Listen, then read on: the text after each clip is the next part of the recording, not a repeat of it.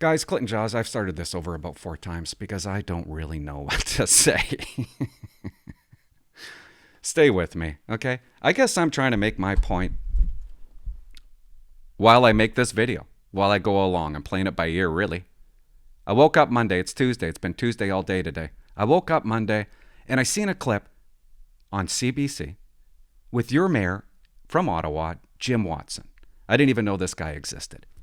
When he spoke, and this is going to sound silly, of course I was surprised by the words that were coming out of his mouth. But I kept on thinking about the homeless problem, the so-called homeless problem. It's not a homeless problem. It's a drug addiction, mental health problem. But we call them homeless on purpose. And I couldn't stop thinking, man, he could fix homelessness. He could tackle homelessness if he used the same logic that you're about to hear, the same words that you're about to hear. And I couldn't stop thinking about the Black Lives Matter protests that happened for 2 years. We watched the world burn. And he don't have a problem with that. But he's got a problem with some truckers. Some tax-paying truckers. Hard-working truckers. And good for you guys. I love it. Who doesn't? Who doesn't? Even the police love it. I don't know any police officer that believes in mandatory vaccinations. And there's been a lot of RCMP members that had to get vaccinations. So I know a lot of police officers are for the protest. Let's hear what this dude has to say. You got to watch it. Jim Watson and Mayor Watson, why declare the state of emergency now? Well, it gives more tools to our police officers as well as to our city staff to move more nimbly and more quickly. A good example is during the pandemic, we declared a state of emergency, so we didn't have to go through a long, drawn-out procurement process to get PPE, masks, and gowns, and the like. And the making of laws, right? And he's talking about PPE. Do you know the majority of care homes in Canada don't even have N95 masks for the nurses?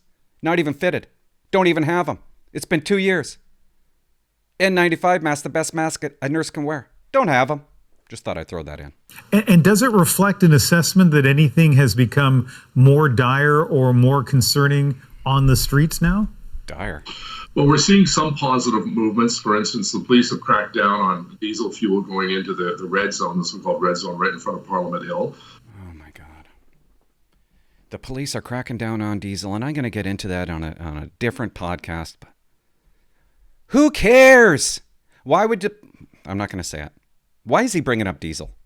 3 arrests were made earlier tonight, which is good news to send the message that... No, that's bad news. Tonight, which is good news to send the message that we're not going to allow these dangerous substances going into the red zone so close to residential. Guys, you can't make it up. Dangerous substances. Diesel, dangerous. And this is what I started thinking about it.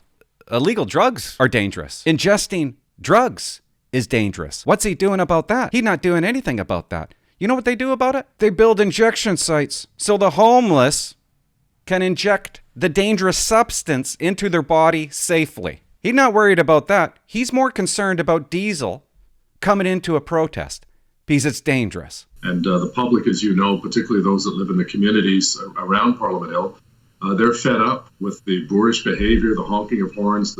Gorish behavior. They're fed up tough. Oh well. Small price to pay for freedom. Suck it up. What's it like living there, near there, listening to the horns?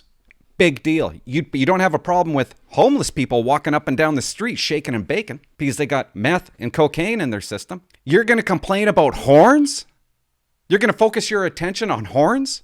They're fed up with the boorish behavior, the honking of horns, the fireworks. Fireworks, guys. Fireworks. Honking of horns. And the like. So we need to use every resource possible. Every resource possible. Are you using every resource possible to tackle mental illness and drug addiction homeless people who don't want a job, who don't have a job, who don't pay taxes? Are you focusing all your resources on that problem? No, of course not. But he's certainly going to throw the kitchen sink at this protest, this peaceful protest, because it's a big problem. That's the big problem in Ottawa right now, guys. To bring a peaceful conclusion to this once and for all, it's gone on far too long. You want to know what has gone on far too long? homelessness, the shit going up and down the street. You refuse to fix their mind. That's gone on far too long. Black Lives Matter protest went on far too long. For instance, that shack that was built along the Rideau Canal by Confederation Park, that's now been removed as a result of police action and some cooperation from the people that were manning or staffing it. So we are starting to see some movement that people understand. They cannot just simply go and put up a building without any permission on someone else's property. Like homeless people. He's fine with that. He's upset with people that pay taxes, that believe in freedom, that are doing a good thing. He's upset with them because they built a shack on somebody else's property. You're homeless, you can put a tent wherever you want. It's been going on for years. It's been going on forever. Others have criticized the media for focusing on what they describe as a few bad apples. How would you describe the scene there this weekend? Well, there are more than a few bad apples. When you see people letting off fireworks, they brought in bouncy castles, saunas, whirlpools. You're a bad apple. You know why? Because you got some fireworks and some firecrackers. You brought in some bouncy castles. Your mayor is talking about bouncy castles. What else they bring in? Saunas? Genius. Whirlpools? That makes you a bad apple. What would you rather want, Jimmy? Have you seen what's been going on for the past 2 years? You know what other people have been bringing to protests other than this one? How about guns? How about violence? How about fire? How about murder? We've seen it all over the world for the past 2 years. He's talking about saunas and bouncy castles. And that's a big deal to him. How do you fix the homeless problem? You know what he does? He gets rid of the tent and makes cottages for them. Maybe that's what you should have did. You should have made some cottages for the protesters. Why not? Why not? They're the people that count. They're the people you want in your community. That's what you want in your community. Hardworking, tax-paying truckers. It's what you want. You don't want a guy walking up and down your street fried out of his mind, possibly breaking into your house. And why is he breaking into your house, right? We give them free shelter. We give them free food, free money, free heat. They're drug-induced, drugged addicts. The moment they run out of that, they're breaking into your home. Fix that problem. Bouncy castles. Complete asshole. A complete asshole. This is complete insensitivity to the neighbors. This is complete insensitivity to the neighbors. You want to know what insensitivity is? Allowing your town to have homeless people in it. That's insensitive. So the behavior has been completely reprehensible. Your behavior is reprehensible, Jimmy. Your behavior. People get bent out of shape because I compare Black Lives Matter protests to this protest. And I just want you to understand my thinking, okay? This is what Jimmy said when those protests were happening. Events in both the United States and Canada have led to numerous rallies in support of the Black Lives Matter movement and anti-black racism protests against police use of force, and a strengthened commitment to address racial injustice in cities across the world, including here in Ottawa. This is the problem I have. Now he wants the police. He wants 2,000 more cops. He said it the other day. He wants them to enforce bullshit, really. Complete bullshit.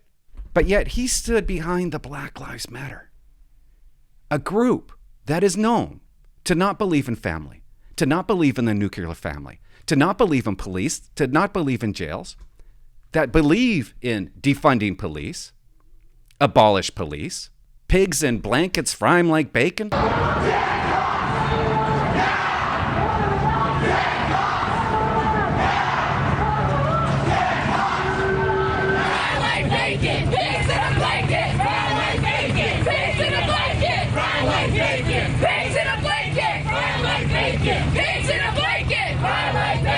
He believed in that. What else did he say about the Black Lives Matter protests? It is clear that Ottawa is not and cannot be immune to participating in this important movement.